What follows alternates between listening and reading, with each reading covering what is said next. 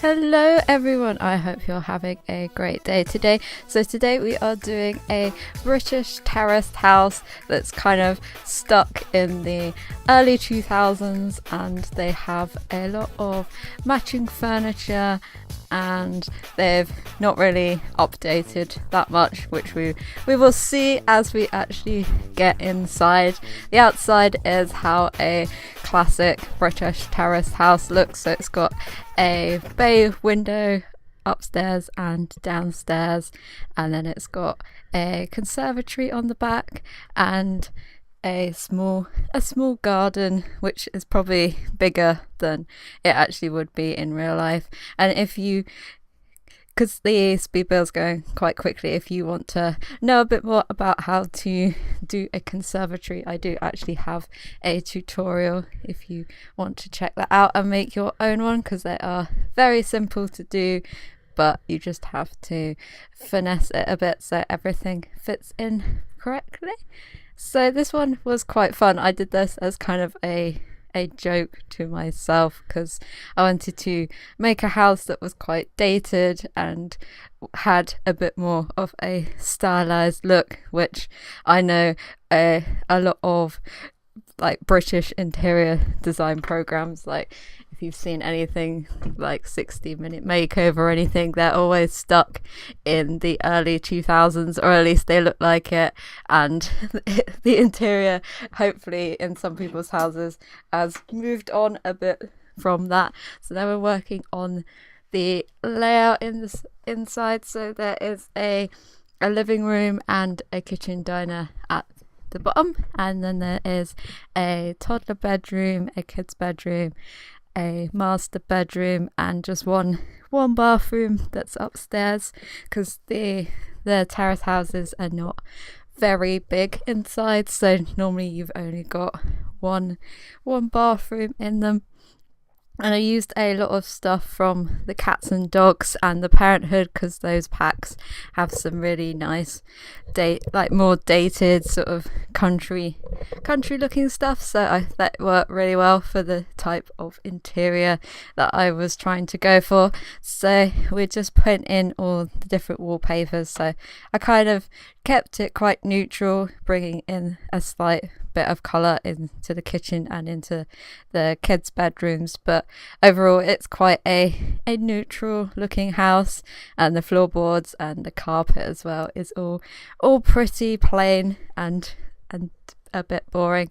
So this is the living room. It is the key tone is beige, because that is a classic neutral tone to put in your living room. You've got to have those cream or off-white walls and your matching sofas. We've got a pop of colour with the blue and green cushions on the sofas, and then all the furniture around it looks a bit dated, but there's some like modern bits. Like I'm going to put in the modern sort of bookshelf, but it's kind of they did the house up like ages ago, but they've only been able to afford a few new items. I tried to put a lot of clutter items in this build to make it look like it's really lived in, and adding in a few kids stuff here and there to make it look like that they tried to tidy up the house, but you can't.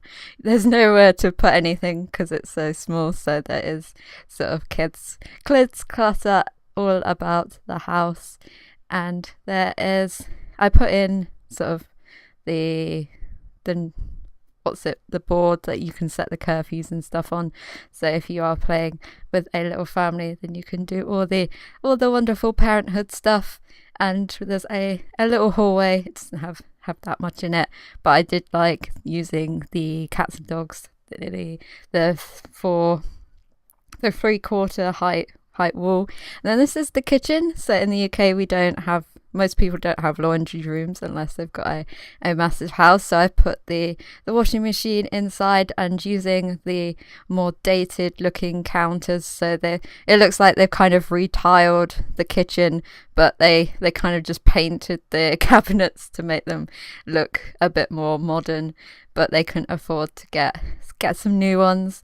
So that's the kind of gist in here. And I made sure to put in the teapot as well, because obviously every British kitchen has to have their teapot and their selection of teas to have in, because I'm not playing into the stereotype at all in this build. And I did also put in some stuff, so if you've got a pet, and so I put a bowl in the kitchen, and then it's got put in a big pet bed and a toy box in the conservatory area.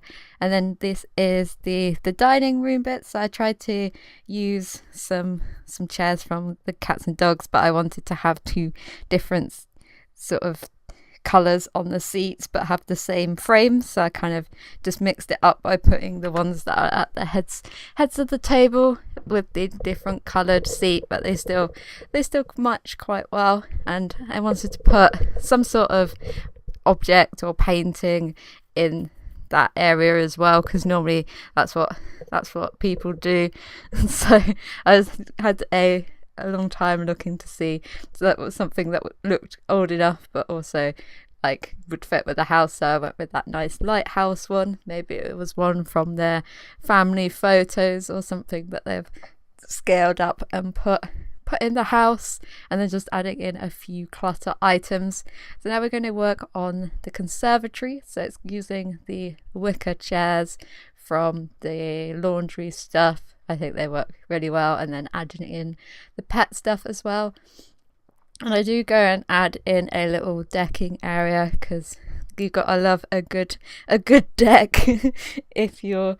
Most people had a phase, I think around the 2000s, where everyone built a deck, so I just made the same colours as the deck as inside the conservatory, and then put a load of planters. So if your Sims are into gardening, if the Sims are a bit older and want to get into their gardening, then there's lots of room to do that. And so few, like a sundial and that little planter wheelbarrow thing, and then a climbing frame and a toddler slide, just so the kids have something to do outside. And then we're going to work on the kids' bedroom. So this looks like the two kids' bedrooms look a bit more modern in this house compared to everything else, because obviously they would have been furnished a bit more recently than the rest of the house. So they've got a bit more up-to-date things, and also still matching with the sort of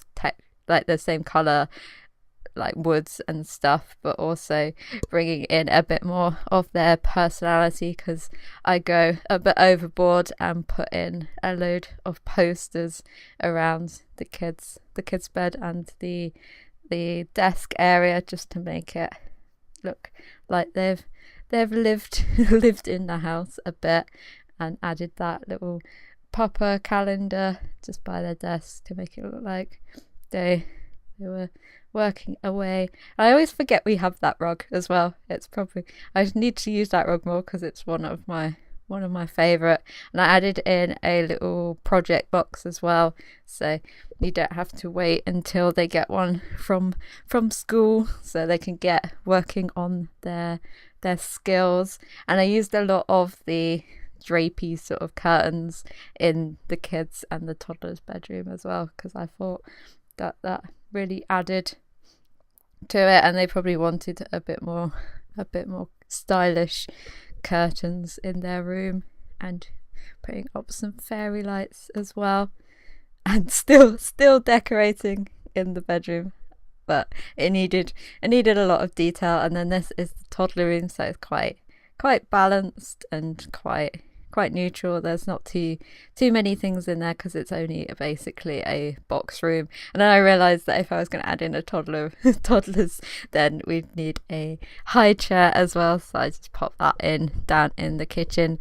So this room's a bit more feminine than a neutral sort of stance, but you can always change up the stuff, and it's quite a small, nice little room for the child. And obviously, because they've got a pet, I thought I'd go with the pet curtains, because I can imagine they'd be a bit over the top with their pet. And then this is the only bathroom. It's quite small, because there's not that much room in the house, so there's all the essentials. There's a sink, a little work surface, a laundry hamper, and the bath shower combo, and a toilet, and that's basically everything that you really need. There might be a queue in the morning if everyone needs to get out at the same time, but your Sims can apply for an extension if they want to, because everyone loves British planning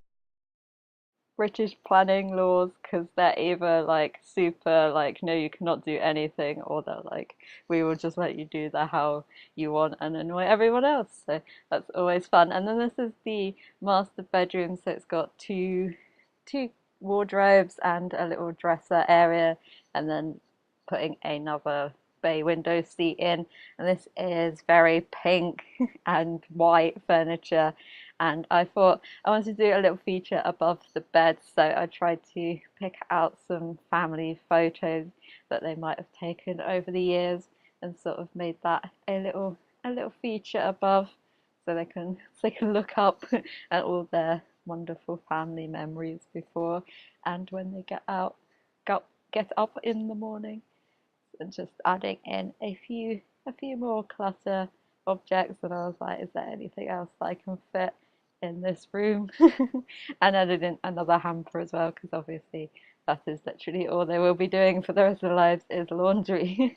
And then it just finished off the bill with some landscaping out the sides, so I make a little bordered garden out the front, and just added in a few plants. It was really annoying me. The bushes were kind of jumping up and down on the foundation, so I was trying to get them to go on the ground where they are supposed to be, and just adding in some drain pipes as well, because obviously it is going to rain, so we're going to need to clear that rain off the roof, and so it doesn't go everywhere. And these are the screenshots. So I hope you enjoyed this build. If you did, leave a like, and if you'd like to see any more builds, then feel free to subscribe, and I will see you in the next one. Bye.